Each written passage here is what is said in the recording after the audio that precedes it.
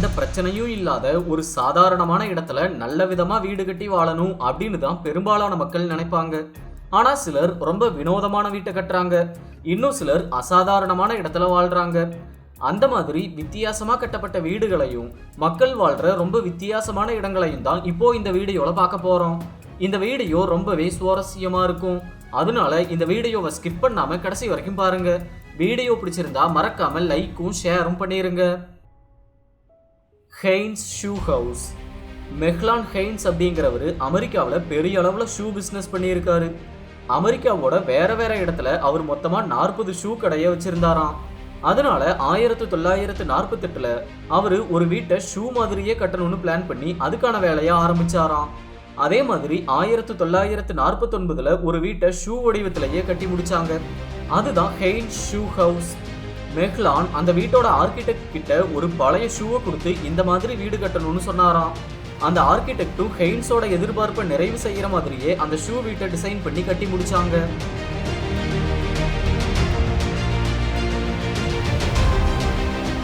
அந்த ஷூ வீடு 12 மீட்டர் நீளம், 8 மீட்டர் உயரம் அப்படின்னு ஒரு பெரிய தத்ரூபமான ஷூவா காட்சி அளிக்குது. அந்த வீடு மட்டும் இல்லாம வீட்டை சுத்தி இருக்க விஷயங்கள், அதாவது மெயில் பாக்ஸ், நாய் வீடு, கதவு, ஜன்னல், இப்படி மற்ற பல விஷயமும் ஷூவோட வடிவத்திலேயோ இல்ல ஷூவை ஞாபகப்படுத்துற விதத்திலேயோ தான் இருக்கு. அப்புறம் இப்போ அந்த வீட்டை ஹோட்டல் மாதிரி வாடகைக்கும் விடுறாங்க. Slab city. அமெரிக்காவில் கலிபோர்னியா பகுதியில் இருக்க ஒரு குடியிருப்பு தான் ஸ்லாப் சிட்டி. ஆனா இது முறையா பதிவு செஞ்ச அரசோட அங்கீகாரம் வாங்கின குடியிருப்புலாம் இல்ல. ஆரம்பத்துல அந்த இடத்துல ஒரு சின்ன மிலிட்டரி பேஸ் தான் இருந்துதான். ஒரு கட்டத்துல அந்த மிலிட்டரி பேஸை காலி பண்ணி அங்கிருந்த கருவிகள் மற்ற பல பொருளை எல்லாம் எடுத்துட்டு போயிட்டாங்க. ஆனா நிறைய கான்கிரீட் ஸ்லாப் மட்டும் அங்கேயே இருந்துதான். அதை பார்த்த பக்கத்து ஊர்களை சேர்ந்த சில மக்கள் அந்த கான்கிரீட் ஸ்லாபையே அடித்தளமா வச்சு சின்ன சின்ன வீட்டை கட்டி அங்க வாழ ஆரம்பிச்சாங்களாம். அப்படிதான் இந்த ஸ்லாப் சிட்டி உருவாயிருக்கு.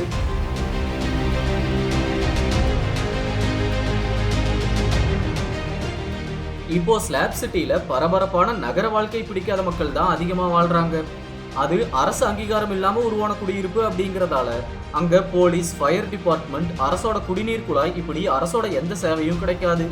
ஆனாலும் அங்க உள்ள மக்கள் அவங்களுக்கு தேவையானதை அவங்களே செஞ்சுக்கிட்டு அவங்களாவே சில விதிமுறையையும் உருவாக்கி வாழ்றாங்க. அங்கேயே தொடர்ந்து வாழ்ற மக்களும் ஸ்லாப் சிட்டியில இருக்காங்க. அது போக சுற்றுலா பயணிகளும் அங்க போய் ஒரு சில நாள் தங்குவாங்களாம். விட்டியர். அமெரிக்காவில் அலாஸ்காவோட தெற்கு பகுதியில் இருக்க ஒரு சின்ன டவுன் தான் விட்டியர். இந்த டவுன்ல ஒரு வினோதமான விஷயம் என்னன்னா, அங்க உள்ள மொத்த மக்கள்ல கிட்டத்தட்ட 90% மக்கள் அங்க இருக்க பிகிச் டவர் அப்படிங்கிற ஒரே கட்டிடத்துல தான் வாழ்றாங்க. அந்த பிகிச் டவர் 1950களில் கட்டின ஒரு 14 மாடி கட்டிடம்.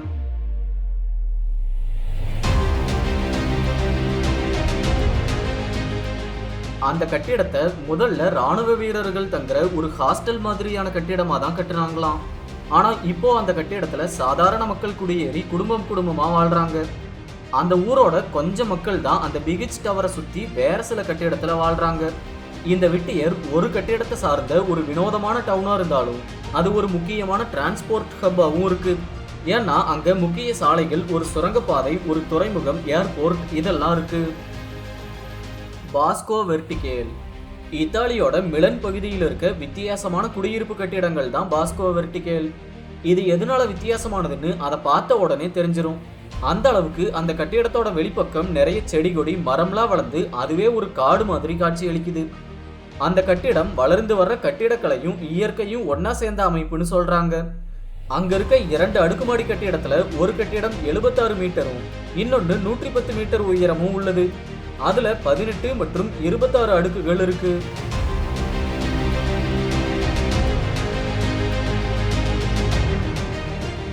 அந்த கட்டிடங்களோட வெளிப்பக்க சுவர்ல சில தொட்டி அமைப்பை ஏற்படுத்தி அதுல வேற வேற செடி கொடி மரம் இதையெல்லாம் வளர வச்சிருக்காங்க. அதனால அது பார்க்க காடு செங்குத்தா உருவான மாதிரி தெரியுது. அதுல மொத்தமா 900 மரங்கள், 90 வகையான தாவரங்கள் இருக்கான். மேன்சியட் நாசர். மேன்சியட் நாசர் அப்படிங்கிறது எகிப்து தலைநகர் கைரோவில் இருக்க ஒரு ஊர். ஆனா பொதுவா இந்த ஊரை கார்பேஜ் சிட்டி அப்படின்னு தான் சொல்றாங்க. அந்த ஊர்ல இருக்க மக்கள் எல்லாரும் ஏதோ ஒரு வகையில சமூகத்தால புறக்கணிக்கப்பட்ட மக்கள் தான். அவங்க சரியான வேலை கிடைக்காததால சுத்தி இருக்க நகரங்கள்ல உள்ள குப்பையை சேகரிச்சு அவங்க ஊருக்கு கொண்டு வந்து அந்த குப்பையை பலவிதமா தரம் பிரிக்கிறாங்க. அப்படி குப்பையை தரம் பிரிச்சதுக்கு அப்புறமா அதை மறுசுழற்சிக்கு அனுப்பிடுவாங்களாம். இப்படி அந்த ஊர் முழுக்க இருக்க மக்கள் பல தலைமுறையா குப்பையை வச்சே வாழ்வாதாரத்தை ஏற்படுத்திக்கிட்டதால அந்த மொத்த ஊரும் ஒரு குப்பை கிடங்கு மாதிரி தான் இருக்கு. அதனாலதான் அந்த ஊருக்கு கார்பேஜ் சிட்டி அப்படிங்கிற பேரும் வந்திருக்கு.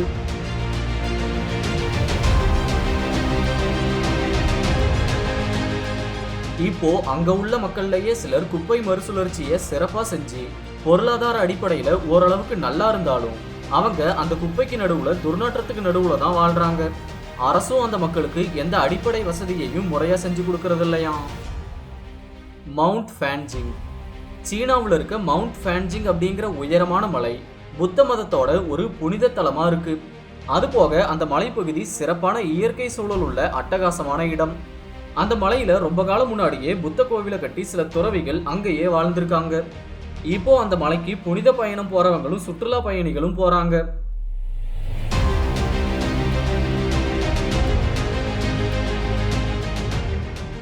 அந்த மலைக்கு மேல போகணும்னா அதுக்காக 8000 படிகள்ல ஏறணும். அதுக்கு குறைஞ்சது 4 மணி நேரம் ஆகும்னு சொல்றாங்க. அப்படி கஷ்டப்பட்டு மேல போனா அங்க 2 பகுதியா இருக்க புத்த கோவிலை அடையலாம். அப்புறம் சுத்தி இருக்க அட்டகாசமான இயற்கை காட்சிகளை பார்த்து ரசிக்கலாம். இந்த விஷயங்கள் தான் அங்க நிறைய சுற்றுலா பயணிகளை வர வைக்குது.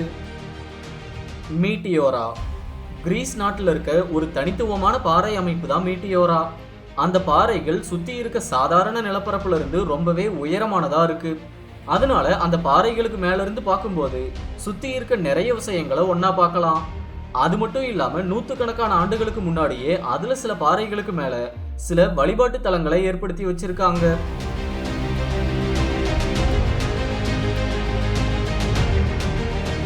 மீட்டியோரால மொத்தமா 24 பெரிய பெரிய பாறைகள் இருக்கு.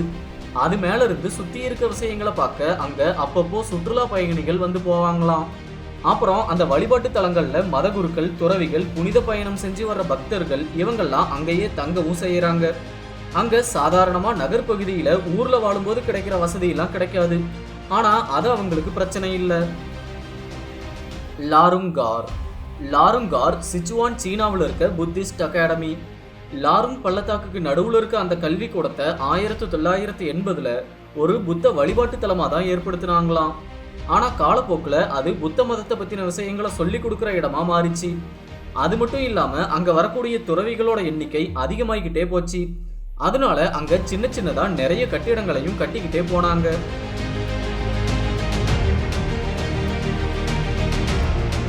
இப்போதைய நிலைமையில அங்க ஏறத்தாழ 40,000 புத்த துறவிகள் இருக்கதா சொல்றாங்க. அங்க புத்த மதத்தோட அடிப்படையான விஷயங்கள், தியானம் பண்றது எப்படி, மற்ற மக்களுக்கு என்ன மாதிரி நல்ல விஷயங்கள் செய்யலாம், இப்படிப்பட்ட பல விஷயங்களை சொல்லி கொடுப்பாங்களாம். அது போக உலகம் முழுக்க இருந்து புத்த மதம் மேல ஆர்வம் உள்ள பல மாணவர்கள் அங்க கொஞ்ச காலம் போய் தங்கி இருந்து நிறைய விஷயங்களை கத்துக்குவாங்களாம். லாருங்கார் சின்ன இடமா இருக்கதால அங்க பள்ளத்தாக்கு முழுக்க சின்ன சின்னதா சிவப்பு வீடுகள் அதிக நெருக்கத்துல இருக்கு.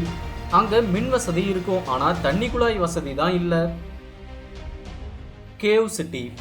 டுனிசியாவில் இருக்க ஒரு சின்ன குகை நகரம் தான் மட்மட்டா. அங்க இருக்க தனித்துவமான விஷயம், அங்க உள்ள மக்கள் எல்லாரும் மண்ணுக்கு கீழே குகை மாதிரி மண்ணை தோண்டி அதையே வீடு மாதிரி மாத்தி அதுல தான் வாழ்றாங்க. ரொம்ப காலம் முன்னாடியே அங்க வாழ்ந்த மக்கள் வெயில் காலத்தோட அதிகமான வெப்பம், குளிர்காலத்தோட அதிக குளிர் இதையெல்லாம் தாங்குற மாதிரி வீடு கட்டணும்னு அதுக்கான முயற்சியில தான் மண்ணுக்கு கீழே குகையை ஏற்படுத்தி வாழ ஆரம்பிச்சாங்களாம். அப்புறம் காலப்போக்கில் அந்த குகையையே மக்கள் இன்னும் மேம்படுத்தி பல அறைகள் உள்ள சாதாரண வீடு மாதிரி மாத்தி இருக்காங்க.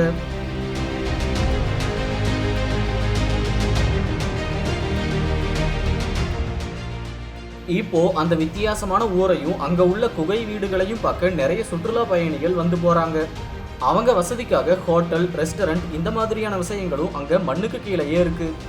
அங்க உள்ள மக்கள் ஏதோ பழங்கால மனிதர்கள் மாதிரி மண் குகையில வாழ்ந்தாலும் எலக்ட்ரிசிட்டி, போன், இன்டர்நெட், டிவி இப்படி எல்லா வசதியோடையும் தான் வாழ்றாங்க. Reed island. Reed island of Uros இல்ல சுருக்கமா ரீட் ஐலாண்ட் அப்படிங்கிறது பெருவுல இருக்க சின்ன சின்ன செயற்கை தீவுகள். அங்க லேக் டிட்டிகாக்கா அப்படிங்கிற ஏரியில ஒரு பழங்குடியின மக்கள் தான் அந்த தீவுகளை நாணல் புல்ல வச்சு செஞ்சு அதுக்கு மேல வீடு கட்டி வாழ்றாங்க. அந்த வீடும் நாணல் புல்லால கட்டுனது தான். அப்புறம் வீடு மட்டும் இல்ல, படகு, பள்ளிக்கூட கட்டிடம், வீட்டுக்குள்ள இருக்க பல பொருள் இப்படி நிறைய விஷயத்த அந்த மக்கள் நாணல் புல்லால தான் செய்யறாங்க.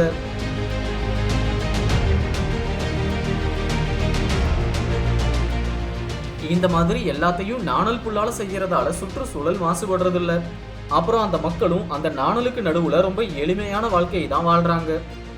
இப்படி ஒரு வாழ்க்கைய உங்களை வாழ சொன்னா அது உங்களால முடியுமா இல்லையா அப்படின்னு கமெண்ட்ல சொல்லுங்க. இந்த வீடியோ பிடிச்சிருந்தா லைக் பண்ணுங்க, ஷேர் பண்ணுங்க.